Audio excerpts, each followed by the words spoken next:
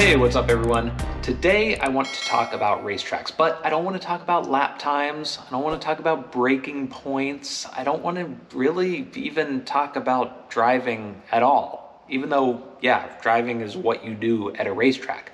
But I do want to talk about what makes a good versus a great track and why the Utah Motorsports Campus definitely falls into the great track category.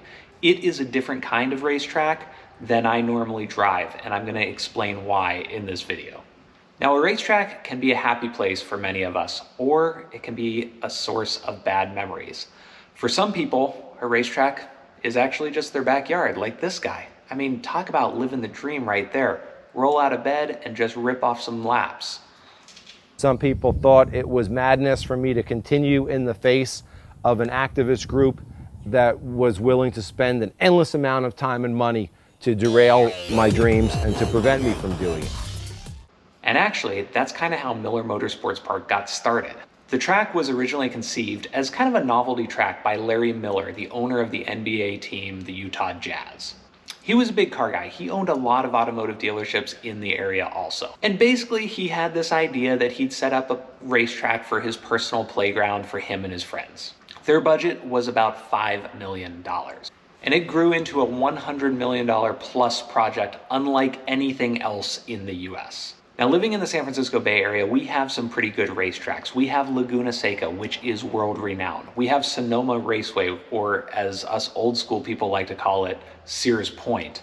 And we also have Thunder Hill, which is not too far of a drive away either. But I drive those tracks pretty frequently, and to be honest, I kind of forgot what it was like to go to a new track, something that was unfamiliar, something that I hadn't been to before. I definitely was super excited, but I was also a little bit nervous. And in fact, the track day alone would have made the entire drive out to Salt Lake City and back worth it because it was that awesome. Let me explain why.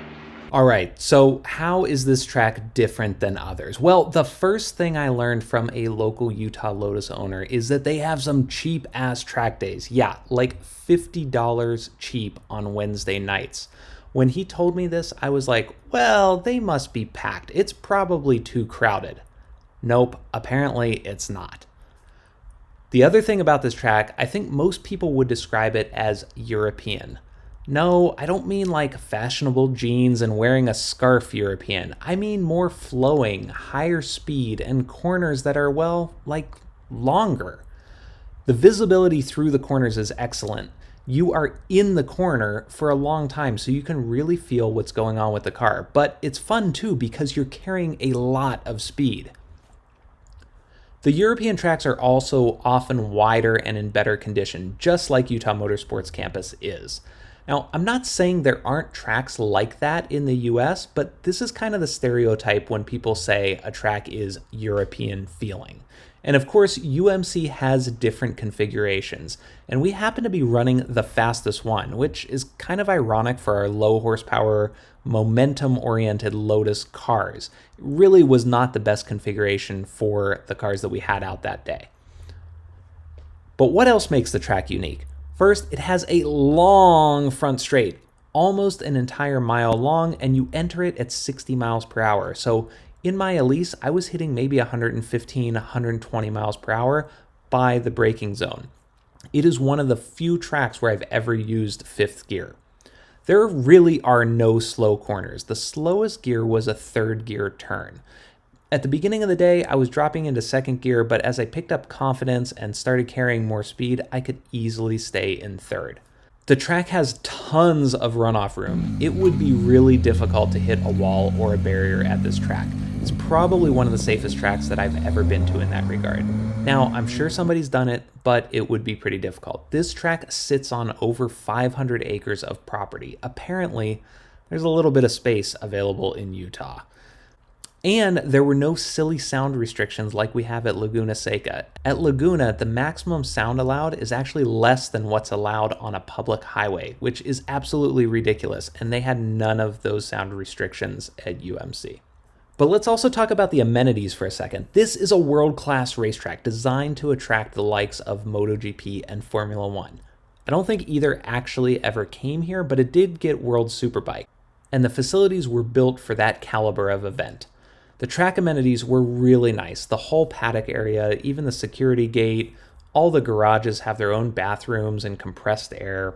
Sometimes it's just the little things, like having a private, clean bathroom where you can do your business in peace, or at least while you're listening to the sound of race cars go by. The track had a great cafe, super clean and organized, had great food and friendly service. It just felt really modern and nice. Oh, and of course they sold gas at the track. But the amazing thing was that the prices were the same as they are outside the track. Yes, the high octane stuff cost more, but the 93 octane was just priced normally. Another cool thing about the track was super easy access from Salt Lake City. Now, normally tracks are located out in the middle of nowhere, often hours drive from the population. But this track was only about 35 minutes from Salt Lake City. That's totally reasonable and eliminates the need for a hotel the night before a track day.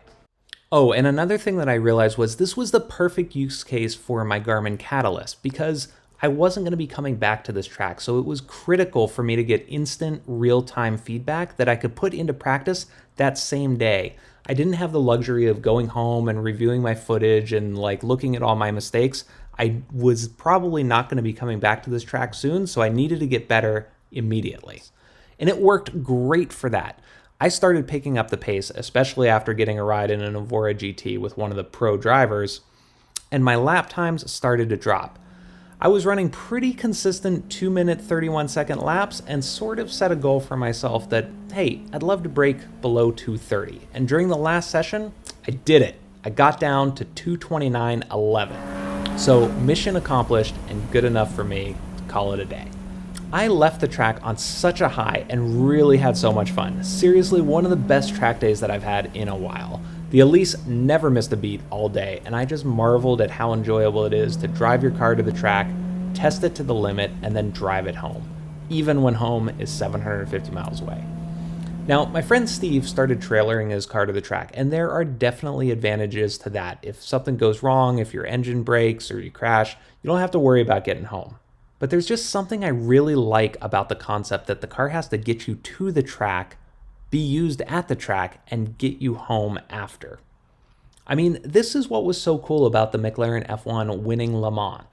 They drove that thing to the track. Yeah, sure, there was a whole full support team waiting for them there, but that's besides the point. I think it's just part of the fun to see the dual personalities of the car showing that it's capable of both doing the mundane road driving to and from the track, but also the extreme driving at the track. I'll shut up now and just show you my best lap of the day, and you can leave comments about all the areas that I screwed up.